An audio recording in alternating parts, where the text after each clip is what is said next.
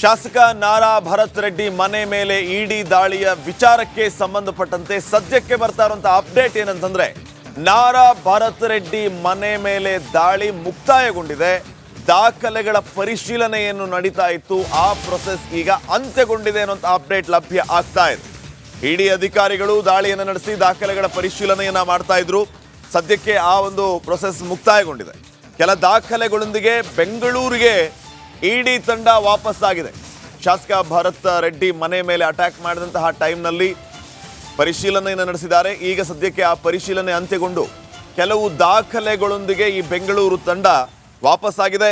ಶಾಸಕ ನಾರಾ ಭರತ್ ರೆಡ್ಡಿ ನಿವಾಸ ಹಾಗೂ ಗ್ರಾನೈಟ್ ಕಚೇರಿ, ಅವರ ತಂದೆ ಕಚೇರಿ, ಅವರ ಚಿಕ್ಕಪ್ಪನ ಕಚೇರಿ, ಮನೆ, ಹೀಗೆ 10 ಹಲವು ಕಡೆ ಜಾರಿ ನಿರ್ದೇಶನಾಲಯ ದಾಳಿಯನ್ನು ನಡೆಸಿತ್ತು. ಸದ್ಯಕ್ಕೆ ಪರಿಶೀಲನೆ ಅಂತ್ಯಗೊಂಡಿದ್ದು ಕೆಲವು ದಾಖಲೆಗಳೊಂದಿಗೆ ಅಧಿಕಾರಿಗಳು ವಾಪಸ್ ಆಗಿದ್ದಾರೆ. ಆಪ್ತರು ಸಂಬಂಧಿಕರ ನಿವಾಸದ ಮೇಲೆ ಕೂಡ ಇಡಿ ದಾಳಿಯನ್ನು ನಡೆಸಿತ್ತು. ಬಳ್ಳಾರಿ ಸೇರಿದಂತೆ ರಾಜ್ಯದ ವಿವಿಧ ಕಡೆ ಹಾಗೂ ಆಂಧ್ರ ಸೇರಿ ಸುಮಾರು 20ಕ್ಕೂ ಹೆಚ್ಚು ಕಡೆ ದಾಳಿಯನ್ನ ಈ ಜಾರಿ ನಿರ್ದೇಶನಾಲಯದ ಅಧಿಕಾರಿಗಳು ನಡೆಸಿದ್ರು. ಫೆಬ್ರವರಿ 10ನೇ ತಾರೀಕು ಬೆಳಿಗ್ಗೆ 6:30ರಿಂದ ಇಡಿ ಅಧಿಕಾರಿಗಳು ದಾಳಿಯನ್ನು ನಡೆಸಿ ಸದ್ಯಕ್ಕೆ ಈ ಒಂದು ದಾಳಿ ಪರಿಶೀಲನೆ ಹಂತ ಎಲ್ಲವೂ ಕೂಡ ಮುಕ್ತಾಯಗೊಂಡಿದೆ. ಸದ್ಯಕ್ಕೆ ಇಡಿ ಅಧಿಕಾರಿಗಳು ಕೆಲವು ಮಹತ್ವದ ದಾಖಲೆಗಳೊಂದಿಗೆ ಬೆಂಗಳೂರಿಗೆ ವಾಪಸ್ ಆಗಿದ್ದಾರೆ ಅನ್ನುವಂಥ ಮಾಹಿತಿ ಲಭ್ಯ ಆಗ್ತಾ ಇದೆ. ಈ ದಾಳಿ ಮುಂಬರುವ ದಿನಮಾನಗಳಲ್ಲಿ ಶಾಸಕ ನಾರಾ ಭರತ್ ರೆಡ್ಡಿ ಮೇಲೆ ಯಾವ ರೀತಿಯ ಪರಿಣಾಮ ಬೀರಬಹುದು ಅನ್ನುವಂತಹ ಪ್ರಶ್ನೆ ಇದೆ, ಅಥವಾ ಬೀರದೇನೂ ಇರಬಹುದು. ಅಗತ್ಯ ದಾಖಲೆಗಳು, ಅಚ್ಚುಕಟ್ಟಾದ ದಾಖಲೆಗಳು, ಲೆಕ್ಕಪತ್ರಕ್ಕೆ ಸರಿಯಾಗಿರುವಂತಹ ದಾಖಲೆಗಳಿದ್ದರೆ ಏನೂ ತೊಂದರೆ ಆಗೋದಿಲ್ಲ. ಏನಾದರೂ ವ್ಯತ್ಯಾಸ ಇದ್ದರೆ ಸಮಸ್ಯೆ ಫಿಕ್ಸ್. ಈ ಬಗ್ಗೆ ಇನ್ನಷ್ಟು ಮಾಹಿತಿಯನ್ನ ನೀಡ್ತಾರೆ ಪ್ರತಿನಿಧಿ ಸುರೇಶ್. ಈಗ ನೇರ ಸಂಪರ್ಕದಲ್ಲಿ ಜಾಯಿನ್ ಆಗ್ತಾ ಇದ್ದಾರೆ. ಸುರೇಶ್, ನಾರಾ ಭರತ್ ರೆಡ್ಡಿ ಮನೆ ಮೇಲೆ ದಾಳಿ ನಡೆಸಿದಂತಹ ಸಂದರ್ಭದಲ್ಲಿ ಇಡಿ ಅಧಿಕಾರಿಗಳು ಪರಿಶೀಲನೆಯನ್ನ ನಡೆಸ್ತಾ ಇದ್ರು. ಎಲ್ಲ ಒಂದು ಕಡೆ ಎರಡು ಕಡೆ ಅಲ್ಲ, 20ಕ್ಕೂ ಹೆಚ್ಚು ಕಡೆ ಅವರ ಚಿಕ್ಕಪ್ಪನ ಮನೆ, ತಂದೆ ಮನೆ, ಕಚೇರಿ, ಹೀಗೆ 10 ಹಲವು ಕಡೆ ಇಡಿ ಅಧಿಕಾರಿಗಳಿಗೆ ಸಿಕ್ಕಿದ್ದೇನು ಈ ಸಂದರ್ಭದಲ್ಲಿ? ಏನು ಅಪ್ಡೇಟ್ಸ್ ಕೊಡ್ತೀವಿ? ಖಂಡಿತವಾಗ್ಲೂ ಶ್ರೀಪಾದ್, ಏನು ಕಳೆದ 2 ದಿನಗಳಿಂದ ಬಳ್ಳಾರಿ ನಗರ ಶಾಸಕ ನಾರಾ ಭರತ್ ರೆಡ್ಡಿ ಅವರ ಮನೆ ಮೇಲೆ ಮತ್ತು ಕಚೇರಿ ಮೇಲೆ ನಡೆದಂತಹ ಇಡಿ ದಾಳಿ ತಡರಾತ್ರಿವರೆಗೆ ಸಂಪೂರ್ಣ ಆಗಿರ್ತಕ್ಕಂಥದ್ದು. ಏನು 10ನೇ ತಾರೀಕು ಬೆಳಗ್ಗೆಯಿಂದ ಪರಿಶೀಲನೆ ಮಾಡಿದಂತಹ ಅಧಿಕಾರಿಗಳು ನಿನ್ನೆ ತಡರಾತ್ರಿವರೆಗೂ ಕೂಡ ಪರಿಶೀಲನೆ ಮಾಡಿ ಹಲವಾರು ಮಹತ್ವದ ದಾಖಲೆಗಳನ್ನ ಹೊತ್ತೊಯ್ದಾರೆ ಅಂತಕ್ಕಂತಹ ಮಾಹಿತಿ ಲಭ್ಯ ಆಗಿರ್ತಕ್ಕಂಥದ್ದು. ಏನು ಬಳ್ಳಾರಿಯ ಶಾಸಕ ನಾರಾ ಭರತ್ ರೆಡ್ಡಿ ಅವರು ಸೇರಿದಂತೆ ಅವರ ತಂದೆ ಮಾಜಿ ಶಾಸಕ ನಾರಾ ಸೂರ್ಯನಾರಾಯಣ ರೆಡ್ಡಿ ಮತ್ತು ಅವರ ಚಿಕ್ಕಪ್ಪ ಪ್ರತಾಪ್ ರೆಡ್ಡಿ ಅವರ ಮನೆ ಮತ್ತು ಕಚೇರಿಗಳ ಮೇಲೆ ಏಕಕಾಲದಲ್ಲಿ ದಾಳಿಯನ್ನ ಮಾಡ್ತಾರೆ. ಅದರ ಜೊತೆಗೆ ಆಂಧ್ರ ಸೇರಿದಂತೆ ಕೊಪ್ಪಳ ಸೇರಿದಂತೆ ಅವರ ಬಿಸ್ನೆಸ್ ಏನಿದೆ ಆ ಬಿಸ್ನೆಸ್ ಗಳ ಸ್ಥಳದಲ್ಲೂ ಕೂಡ ದಾಳಿಯನ್ನ ಮಾಡ್ತದೆ. ಸತತವಾಗಿ 2 ದಿನಗಳ ಕಾಲ ಆ ಒಂದು ಮಹತ್ವದ ದಾಖಲೆಗಳನ್ನ ಪರಿಶೀಲನೆ ಮಾಡಿದಂತಹ ಇಡಿ ತಂಡ ಏನಿದೆ ನಿನ್ನೆ ದಾಳಿಯನ್ನ ಸಂಪೂರ್ಣವಾಗಿ ಮುಗಿಸಿರ್ತಕ್ಕಂಥದ್ದು. ಇಲ್ಲಿ ಬಹಳ ಪ್ರಮುಖವಾಗಿ ನಾವು ಗಮನಿಸಬೇಕಾದಂತ ಅಂಶ ಅಂತೇಳಿ ಹೇಳೋದಾದ್ರೆ, ಎಲ್ಲಾ ದಾಖಲೆಗಳ ಮಾಹಿತಿಗಳನ್ನ ಸುಮಾರು ನಿನ್ನೆ ಏನು ನಾರಾ ಭರತ್ ರೆಡ್ಡಿ ಅವರ ತಂದೆ ನಾರಾ ಸೂರ್ಯನಾರಾಯಣ ರೆಡ್ಡಿ ಏನಿದ್ದಾರೆ ಅವರ ಬಳಿ ಸಹಿಯನ್ನ ಪಡಿತಾರೆ. ಸುಮಾರು 150ಕ್ಕೂ ಹೆಚ್ಚು ಸಹಿಗಳನ್ನ ಇಡಿ ಅಧಿಕಾರಿಗಳು ಪಡಿತಾರೆ. ಏನು ಬೆಂಗಳೂರು ಪಾಸಿಂಗ್ ನ ಕಾರ್ಗಳಲ್ಲಿ ಬಂದಂತಹ ಏನು ಇಡಿ ಅಧಿಕಾರಿಗಳ ತಂಡ ನಿನ್ನೆ ತಡರಾತ್ರಿವರೆಗೂ ಕೂಡ ಈ ಒಂದು ಸಹಿಯ ಕಾರ್ಯ, ಅದರ ಜೊತೆಗೆ ಮಹತ್ವದ ದಾಖಲೆಗಳೇನಿವೆ, ಹಾರ್ಡ್ ಡಿಸ್ಕ್ ಆಗಿರ್ಬೋದು ಮತ್ತು ಅದರ ಜೊತೆಗೆ ಪೆನ್ ಡ್ರೈವ್ ಗಳಾಗಿರ್ಬೋದು, ಅದರ ಜೊತೆಗೆ ಅವರ ಮೊಬೈಲ್ ನಲ್ಲಿ ಇರ್ತಕ್ಕಂಥ ಕೆಲವು ದಾಖಲೆಗಳನ್ನ ತಗೊಂಡು ಹೋಗಿದ್ದಾರೆ ಅಂತಕ್ಕಂಥದ್ದ ಒಂದು ವಿಚಾರ ಬೆಳಕಿಗೆ ಬಂದಿರ್ತಕ್ಕಂಥದ್ದು. ಏನು ಅವರ ವ್ಯವಹಾರ ಏನಿತ್ತು, ಅವರು ಗ್ರಾನೈಟ್ ಉದ್ಯಮದಲ್ಲಿ ತೊಡಗಿರ್ತಕ್ಕಂಥದ್ದು. ಇತ್ತೀಚೆಗಷ್ಟೇ ಶಾಸಕರಾಗಿದ್ರು ಭರತ್ ರೆಡ್ಡಿ ಅವರು. ಇತ್ತೀಚೆಗಷ್ಟೇ ಶಾಸಕರಾಗಿರ್ತಕ್ಕಂಥ ಭರತ್ ರೆಡ್ಡಿ ಅವರು ಈ ಒಂದು ಗ್ರಾನೈಟ್ ಉದ್ಯಮದಲ್ಲಿ ಸಕ್ರಿಯರಾಗಿದ್ರು ಈ ಹಿಂದೆಯಿಂದ ಕೂಡ.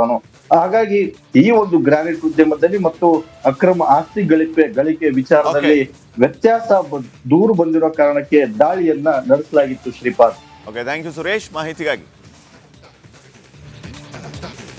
ಜನಪ್ರತಿನಿಧಿಯಾದ ಮಾತ್ರಕ್ಕೆ, ಶಾಸಕರಾದ ಮಾತ್ರಕ್ಕೆ ಅವರ ಸಂಬಂಧಿಕರು ಅಥವಾ ಖುದ್ದು ಅವರೇ ಏನ್ ಬೇಕಾದ್ರೂ ಮಾಡಬಹುದಾ ಅನ್ನುವಂತಹ ಪ್ರಶ್ನೆ ಮೂಡ್ತಾ ಇದೆ. ರಾಯಚೂರಿನ ಶಾಸಕಿ ಕರೆಮ್ಮ ಅವರ ಸಂಬಂಧಿಕರು ದರ್ಪ ಮೆರೆದಿರುವ ಒಂದು ವಿಚಾರದ ಬಗ್ಗೆ ನಾವೀಗ ಹೇಳ್ತಾ ಇದ್ದೀವಿ. ರಾಯಚೂರಿನಲ್ಲಿ ಶಾಸಕಿಯ ಸಂಬಂಧಿಕರು ಗೂಂಡಾಗಿರಿಯನ್ನ ತೋರಿರೋದು. ಶಾಸಕಿ ಕರೆಮ್ಮ ನಾಯಕ್ ಪುತ್ರ ಮತ್ತು ಸಹೋದರ ಈ ರೀತಿ ದರ್ಪ ಮೆರೆದಿರುವಂತಹ ಘಟನೆ ನಡೆದಿದೆ. ದೇವದುರ್ಗ ಶಾಸಕಿ ಕರೆಮ್ಮ ನಾಯಕ ಸಂಬಂಧಿಕರಿಂದ ಹಲ್ಲೆ ನಡೆದಿರುವಂತಹ ಒಂದು ವಿಚಾರ ಬೆಳಕಿಗೆ ಬರ್ತಾ ಇದೆ. ಕಾನ್ಸ್ಟೇಬಲ್ ಅನ್ನ ಇವರು ಮನಸೋ ಇಚ್ಛೆ ಥಳಿಸಿದ್ದಾರೆ. ನೋಡಿ, ಇವರು ಶಾಸಕರಾದ ಮಾತ್ರಕ್ಕೆ, ಇವರ ಸಂಬಂಧಿಕರು ಶಾಸಕರಿದ್ದಾರೆ ಅನ್ನೋ ಮಾತ್ರಕ್ಕೆ ಒಬ್ಬ ಕಾನ್ಸ್ಟೇಬಲ್ ಕರ್ತವ್ಯದಲ್ಲಿರುವಂತಹ ಪೊಲೀಸ್ ಪೇದೆಯನ್ನ ಮನಸೋ ಇಚ್ಛೆ ಥಳಿಸಬಹುದಾ? ಉಳಿದ ಪೊಲೀಸ್ ಅವರು ಮಲ್ಕೊಂಡಿದ್ದಾರೆ. ಈಗ ಇವ್ರ ಮೇಲೆ ಯಾಕೆ ಕ್ರಮ ಕೈಗೊಳ್ತಾ ಇಲ್ಲ? ಕಾನ್ಸ್ಟೇಬಲ್ ಅನ್ನ ಕರೆಸಿ ಹೊಡಿತಾರೆ ಅಂತಂದ್ರೆ ಎಷ್ಟರ ಮಟ್ಟಿಗೆ ದಿಮಾಕಿರ್ಬೇಕು ಇವರು. ಇಂಥವ್ರನ್ನ ಯಾಕೆ ಇವರು ತರಾಟೆಗೆ ತಗೋಬಾರದು ಅನ್ನೋದು ಒಂದು. ಮತ್ತೊಂದು, ಪೊಲೀಸ್ ಇಲಾಖೆ ಏನ್ ಮಾಡ್ತಾ ಇದೆ? ಇವ್ರಿಗೆ ಅಧಿಕಾರ ಕೊಟ್ಟವ್ರು ಯಾರು ಇವರು ಪೊಲೀಸರ ಮೇಲೆ ಈ ರೀತಿ ಮನಸೋ ಇಚ್ಛೆ ಥಳಿಸೋದಕ್ಕೆ? ಪೊಲೀಸ್ ಕಾನ್ಸ್ಟೇಬಲ್ ಹನುಮಂತರಾಯ ಅನ್ನುವಂತಹ ಪೇದೆಯ ಮೇಲೆ ಅದು ಐಬಿ ಕರೆಸಿದ್ದಾರೆ ಇವರು. ಐಬಿ ಕರೆಸಿ ಈ ಶಾಸಕಿ ಕರೆಮ್ಮ ನಾಯಕ್ ಮಗ ಮತ್ತು ಶಾಸಕಿಯ ಸಹೋದರ ಆ ಕಾನ್ಸ್ಟೇಬಲ್ ಅನ್ನ ಹಿಗ್ಗಾಮುಗ್ಗ ಥಳಿಸಿರುವ ಘಟನೆ ನಡೆದಿದೆ. ನಿಮ್ಗೆ ಆನ್ಸರ್ ಕೊಡ್ತೀನಿ ನೋಡೋಣ. ನನಗೆ MLA ಎಷ್ಟು ದೇವ್ರು ಅಂತ ನನಗೆ ಗೊತ್ತದ. ನಾನು ಇಲ್ಲಿ ಪೂಜೆ ಮಾಡಿ ಯಾರು ಕೊಟ್ಟ ಗೌರವ ಎಲ್ಲಿ ಕೊಟ್ಟಿ ಅಂತ ಬರಿ ಹೊಡಿತಾರ. ಅವ್ರು ಏನು ಆಸ್ತಿ ತಿಂದಿ ನಾನು ಅಲ್ಲ ಎದಕ್ಕೆ ಹೊಡೆದಿದ್ದೆ ಅದಕ್ಕೆ ನಾನು ಕೇಳೋಣ. ನಾನು ಎದಕ್ಕೆ ಈಗ ತಾಲೂಕು ತುಂಬ ಸುದ್ದಿ ಆಗ್ತದ. ನಾನು ಏನಾದ್ರು ಎದಕ್ಕೆ ಹೊಡಿಬೇಕಣ್ಣ? ಎದಕ್ಕೆ ನೀ ಒಂದು ಮಾತು ಇವ್ರು ಫೋನ್ ಮಾಡಿದ್ರು ನಾನು ಕುಂದ್ರಲ್ಲ. ಇವ್ರು ಫೋನ್ ಮಾಡಿದ್ರ ನಾನು ಅವ್ರಿಗಿಂದ ನಾನು ಬರೋದಿಲ್ಲಪ್ಪ. ನೀ ಬಂದ ಮಾತಿಗೆ ಅಂದಿನ ಅಣ್ಣ ಬರ್ತಾಳ ಅನ್ನಿಲ್ಲ. ಏನ್ ಕಳ್ಕೊಂಡಿದ್ರಿ ಇವ್ರು? ಏನು ಇವ್ರಪ್ಪನ ಆಸ್ತಿ ತಿಂದಿದ್ರು ನಾನು ಏನದ ಅಲ್ಲ ಏನಣ್ಣ ಇಂಥ ಪರಿವರ್ತಿಸ್ತಾರೆ ಅಪ್ಪ ಪೊಲೀಸ್ 16 ವರ್ಷ ಸರಿಸಾಗ ಯಾರಿಗೆ ಬಿಡಿಸಂತಿಲ್ಲ ಅಣ್ಣ ಪ್ಲೀಸ್. ಅದು ಇವನು ಇಂಥ ಪರಿ ಅಣ್ಣ ಮುಂದಿನ ಯಡಿಯೂರಪ್ಪ ಕುಟುಂಬದ ವಿರುದ್ಧ ಬಸನಗೌಡ ಪಾಟೀಲ್ ಯತ್ನಾಳ್ ಮತ್ತೆ ಗುಡುಗಿದ್ದಾರೆ. ವಿಜಯೇಂದ್ರ ಜೊತೆ ರಾಜಿಯಾಗುವ ಪ್ರಶ್ನೆನೇ ಬರೋದಿಲ್ಲ ಅಂತ ಹೇಳಿ ಮತ್ತೆ ಆಕ್ರೋಶವನ್ನ ಬಸನಗೌಡರು ವ್ಯಕ್ತಪಡಿಸಿದ್ದಾರೆ. ಯಾವ ಕಾರಣಕ್ಕಾಗಿ ಮತ್ತೆ ಈಗ ಈ ರೀತಿಯ ವಾಗ್ದಾಳಿಯನ್ನು ನಡೆಸಿದ್ದಾರೆ, ಏನು ವಿಚಾರ ಅನ್ನೋದನ್ನ ನೋಡ್ತಾ ಹೋದ್ರೆ, ಒಂದು ರಾಜಿ ಮಾಡಿಕೊಂಡಿದ್ದಾರೆ ಅನ್ನುವಂತಹ ಫೋಟೋ ಸೋಷಿಯಲ್ ಮೀಡಿಯಾದಲ್ಲಿ ಭಾರಿ ವೈರಲ್ ಆಗ್ತಾ ಇತ್ತು. ಆದರೆ ಇದಕ್ಕೆ ರಿಯಾಕ್ಟ್ ಮಾಡಿರುವಂತಹ ಬಸನಗೌಡ ಪಾಟೀಲ್ ಯತ್ನಾಳ್, ವಿಜೇಂದ್ರ ಜೋಡಿ ರಾಜಿ ಆಗೋ ಪ್ರಶ್ನೆನೇ ಇಲ್ಲ, ಅಪ್ಪ ಮಕ್ಕಳ ಜೊತೆ ರಾಜಿ ಮಾಡ್ಕೊಳ್ಳೋ ಪ್ರಶ್ನೆನೇ ಬರೋದಿಲ್ಲ ಅಂತ ಬಸನಗೌಡ ಪಾಟೀಲ್ ಯತ್ನಾಳ್ ಕಿಡಿಕಾರಿದ್ದಾರೆ. ವಿಜೇಂದ್ರ ಉದ್ದೇಶ ಏನು ಅಂತ ನನಗೆ ಗೊತ್ತಿದೆ, ಸೋಮಣ್ಣ ಬೊಮ್ಮಾಯಿಗೆ ಏನು ಮಾಡಿದ್ರು ಅನ್ನೋದು ಗೊತ್ತಿದೆ, ನನಗೆ ಎಲ್ಲ ಇತಿಹಾಸ ಗೊತ್ತಿದೆ ಅಂತ ಮತ್ತೆ ಸಿಡಿಮಿಡಿಗೊಂಡಿದ್ದಾರೆ ಬಸನಗೌಡರು. ಅಪ್ಪ ಮಗನಿಗೆ ಅಂಜಿ ರಾಜಿ ಆಗೋದಿಲ್ಲ, ರಾಜಿ ಆಗುವ ಜಾಯಮಾನವೂ ಅಲ್ಲ ಅಂತ ಬಸನಗೌಡ ಪಾಟೀಲ್ ಯತ್ನಾಳ್ ಗುಡುಗಿದ್ದಾರೆ. ಅವ್ರ ಅಪ್ಪಗೆ ಅಂಜಲ್ಲ ನೋಡ್ರಿ, ನಾ ರಾಜಿ ಆಗೋ ಪ್ರಶ್ನೆ ಇಲ್ಲ. ಯಾರ ಜೋಡ ರಾಜಿ ಆಗ್ಬೇಕು? ಅಪ್ಪ ಮಕ್ಕಳ ಜೋಡ ಎದಕ್ಕೆ ಆಗ್ಬೇಕು? ರಾಜಿ ಯಾರು ಎದಕ್ಕೆ ಏನು ಅವಶ್ಯ? ನಂದೇನು ವಿಜಯೇಂದ್ರನಿಂದ ನನಗೇನು ಆಗ್ಬೇಕಾಗಿಲ್ಲ. ನಾನೇನು ಲೋಕಸಭಾ ಟಿಕೆಟ್ ಬಿಡ್ತಾ ಇಲ್ಲ. ಅವ್ರ ಅಪ್ಪ ಮಕ್ಕಳ ಜೋಡ ನಂದೇನು ವ್ಯವಹಾರ ಇಲ್ಲ. ನನ್ನ ಏನೇ ಇದ್ರು ಈ ದೇಶದ ಪ್ರಧಾನಮಂತ್ರಿ ನರೇಂದ್ರ ಮೋದಿಯವರು, ಭಾರತೀಯ ಜನತಾ ಪಾರ್ಟಿ ಈ ದೇಶದಲ್ಲಿ ಹಿಂದುತ್ವ ಉಳಿಬೇಕಾದ್ರೆ, ರಾಷ್ಟ್ರ ಉಳಿಬೇಕಾದ್ರೆ ನರೇಂದ್ರ ಮೋದಿ ಅವ್ರು ಬೇಕು. ಅವ್ರ ಉದ್ದೇಶ ಏನು? ಮೊನ್ನೆ ವಿಧಾನಸಭೆದಾಗ ಏನೇನು ಉದ್ದೇಶ ಮಾಡ್ಯಾರ? ಬಿಜಾಪುರನಾಗ ವಿಜೇಂದ್ರ ಏನು ಮಾಡ್ಯಾನ? ಸೋಮಣ್ಣ ಅವ್ರ ಬಲ್ಲಿ ವಿಜೇಂದ್ರ ಏನು ಮಾಡ್ಯಾನ? ನಮ್ಮ ಬೊಮ್ಮಾಯಿ ಅವ್ರ ಸೋಲಿಸ್ರಿಗೆ ವಿಜೇಂದ್ರ ಏನು ಮಾಡ್ಯಾರ? ಎಲ್ಲ ಇತಿಹಾಸ ಇದೆ. ಲೋಕಸಭೆ ಆಗಂತ ಇತಿಹಾಸ ಹೇಳ್ತೀನಿ. ನೀವೆಲ್ಲರೂ ಮೀಡಿಯಾದ ಹುಷಾರ್ ಅಂದರು ಯತ್ನಾಳಿಗೆ ಅಂಜಿ ಓಡಿ ಹೋಗಿ ವಿಜೇಂದ್ರ ಜೊತೆಗೆ ಹೊಂದ ಆ ವಿಜೇಂದ್ರಗೆ ಹೊಂದಿದ್ರು. ಅವ್ರ ಅಪ್ಪಗೆ ಅಂಜಲ್ಲ, ವಿಜೇಂದ್ರಗೆ ಅಂದ್ರು. ನಾವು ನರೇಂದ್ರ ಮೋದಿ ಅವ್ರ ನೇತೃತ್ವದಲ್ಲಿ ಲೋಕಸಭೆ ಚುನಾವಣೆ ಎದುರಿಸ್ತಾ ಇದ್ವಿ. ವಿಜೇಂದ್ರ ಸಂಬಂಧ ಪಡೋದಲ್ರಿ. ವಿಜೇಂದ್ರ ಬರಲಿ ಬಿಡಲಿ, 28 ಲೋಕಸಭೆ ನಾವು ಗೆದ್ದೇ ಗೆಲ್ತೀವಿ. ಕರ್ನಾಟಕ ವಿಜೇಂದ್ರ ಯಡಿಯೂರಪ್ಪ ನೇತೃತ್ವದಲ್ಲಿ ಲೋಕಸಭೆ ಚುನಾವಣೆ ಇಲ್ಲ. ಇದು ಸನ್ಮಾನ್ಯ ನರೇಂದ್ರ ಮೋದಿಯವರ ಚುನಾವಣೆ, ಅಯೋಧ್ಯ ಶ್ರೀರಾಮನ ಆಶೀರ್ವಾದದ ಚುನಾವಣೆ. ಮುಂದಿನ ದಿವಸದಲ್ಲಿ ಕಾಶಿ ವಿಶ್ವನಾಥ, ಮಥುರಾ ಕೃಷ್ಣ ಮುಕ್ತ ಆಗೋದು ಸಲುವಾಗಿ ಚುನಾವಣೆ. ನಾವು ಹೋಗಿದ್ದು ಪಾರ್ಲಿಮೆಂಟ್ನಾಗ ಪ್ರಹ್ಲಾದ್ ಜೋಶಿ ಆ ಮನುಷ್ಯನು ಬಂದ ಕೂತ. ಇಷ್ಟೆಲ್ಲ ರಾಜಕೀಯ ಬೆಳವಣಿಗೆಗಳ ಮಧ್ಯೆ ಮಾಜಿ ಸಚಿವ ಸೋಮಣ್ಣ ಅವರ ರಾಜಕೀಯ ಭವಿಷ್ಯ ಅತಂತ್ರವಾಯಿತಾ ಅನ್ನುವಂತಹ ಪ್ರಶ್ನೆ. ರಾಜ್ಯಸಭೆಗೆ ಆಯ್ಕೆಯಾಗಿರುವಂತಹ ವಿಚಾರಕ್ಕೂ ಕೂಡ ಈಗ ತಣ್ಣೀರು ಎರಚುವಂತಹ ಕೆಲಸ ಆಗಿದೆ. ನಿರೀಕ್ಷೆಯನ್ನು ಇಟ್ಕೊಂಡಿದ್ರು ಅಟ್ಲೀಸ್ಟ್ ರಾಜ್ಯಸಭೆಗೆ ಕಳಿಸಬಹುದು ಅಂತ. ಆದರೆ ಮಾಜಿ ಸಚಿವ ಸೋಮಣ್ಣ ಅವರ ರಾಜ್ಯಸಭೆ ಆಸೆಗೂ ಕೂಡ ಈಗ ತಣ್ಣೀರು. ರಾಜ್ಯಸಭಾ ಸ್ಥಾನಕ್ಕೆ ಬಿಜೆಪಿ ಅಭ್ಯರ್ಥಿಗಳ ಪಟ್ಟಿ ಪ್ರಕಟಗೊಂಡಿದೆ. ಕರ್ನಾಟಕದಿಂದ ನಾರಾಯಣ್ ಬಾಂಡ್ಗೆ ಅವರ ಹೆಸರನ್ನ ಅನುಮೋದಿಸಲಾಗಿರೋದು.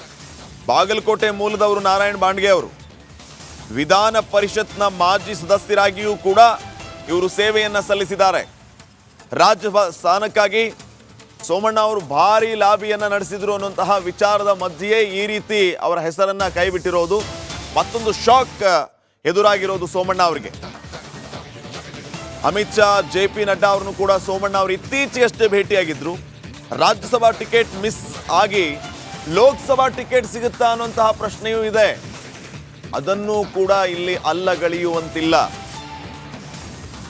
ಎರಡನೇ ಅಭ್ಯರ್ಥಿ ಕಣಕ್ಕಿಳಿಸುವ ರಿಸ್ಕ್ ತೆಗೆದುಕೊಂಡಿಲ್ಲ ಹೈಕಮಾಂಡ್. ಒಬ್ಬರು ಅಭ್ಯರ್ಥಿಯನ್ನ ಅನೌನ್ಸ್ ಮಾಡಿದೆ ರಾಜ್ಯಸಭೆಗೆ. ರಾಜೀವ್ ಚಂದ್ರಶೇಖರ್ ಅವ್ರಿಗೂ ಕೂಡ ಈ ಸಂದರ್ಭದಲ್ಲಿ ಬಿಜೆಪಿ ಹೈಕಮಾಂಡ್ ಮಣೆ ಹಾಕಿಲ್ಲ. ಅಚ್ಚರಿ ಅಭ್ಯರ್ಥಿಯನ್ನು ರಾಜ್ಯಸಭೆಗೆ ಕಳಿಸೋದಕ್ಕೆ ವರಿಷ್ಠರು ನಿರ್ಧಾರ ಮಾಡಿ ಈ ರೀತಿಯ ಒಂದು ಫಲಿತಾಂಶವನ್ನ ಕೊಟ್ಟಿದ್ದಾರೆ. ಸೋಮಣ್ಣ, ಶೆಟ್ಟರ್ ಸೇರಿ ಆಕಾಂಕ್ಷಿಗಳ ಪರ ವರಿಷ್ಠರು ನಿಂತಿಲ್ಲ.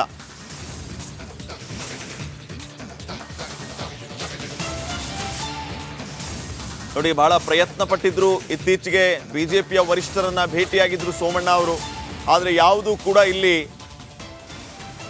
ಯಾವುದೇ ರೀತಿಯ ಪರಿಣಾಮವನ್ನ ಬೀರಿಲ್ಲ ಅನ್ನುವಂಥದ್ದು ಬಹಳ ಸ್ಪಷ್ಟ ಆಗುತ್ತೆ. ಎರಡನೇ ಅಭ್ಯರ್ಥಿಯನ್ನು ಇವರು ಅಖಾಡಕ್ಕೆ ಇಳಿಸಿಲ್ಲ. ರಾಜೀವ್ ಚಂದ್ರಶೇಖರ್ ಅವ್ರಿಗೂ ಮಣೆ ಹಾಕಿಲ್ಲ.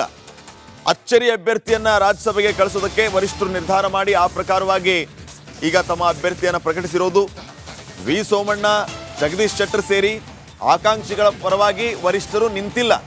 ಅಚ್ಚರಿ ಅನ್ನುವಂತೆ ಈ ರೀತಿ ಅಭ್ಯರ್ಥಿಯನ್ನು ಅನೌನ್ಸ್ ಮಾಡಿರೋದು. ಈ ಹಿಂದೆಯೂ ಕೂಡ ಇದೇ ರೀತಿ ಅಚ್ಚರಿಯ ಅಭ್ಯರ್ಥಿಗಳನ್ನು ರಾಜ್ಯಸಭೆಗೆ ಇವರು ಕಳಿಸಿದ್ರು.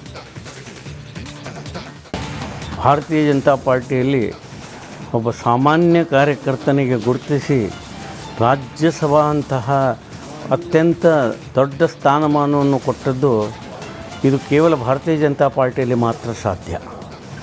ಬೇರೆ ಕಡೆ ನಾವು ಇದನ್ನು ಅಪೇಕ್ಷೆ ಕೂಡ ಮಾಡಲಿಕ್ಕೆ ಆಗೋದಿಲ್ಲ. ಕಳೆದ ಅನೇಕ ವರ್ಷಗಳಿಂದ ಪಕ್ಷದಲ್ಲಿ ದುಡಿದದ್ದನ್ನು ನನ್ನ ಪಕ್ಷ ಗುರುತಿಸಿದೆ. ಭಾರತೀಯ ಜನತಾ ಪಾರ್ಟಿ ಸಾಮಾನ್ಯ ಕಾರ್ಯಕರ್ತರಿಗೂ ಕೂಡ ಬೆಲೆ ಕೊಡ್ತದೆ ಅನ್ನೋದಕ್ಕೆ ನನ್ನನ್ನು ರಾಜ್ಯಸಭಾ ಸದಸ್ಯರನ್ನಾಗಿ ನಿಯುಕ್ತಿ ಮಾಡಿದ್ದು ಒಂದು ಉದಾಹರಣೆ. ನನಗೆ ಇನ್ನೂ ಹೆಚ್ಚಿನ ಶಕ್ತಿ ತುಂಬಿತ್ತು ಪಕ್ಷ ಕೆಲಸ ಮಾಡುವ ಸಲುವಾಗಿ. ನನಗೆ ಖುಷಿಯಾಗಿದೆ.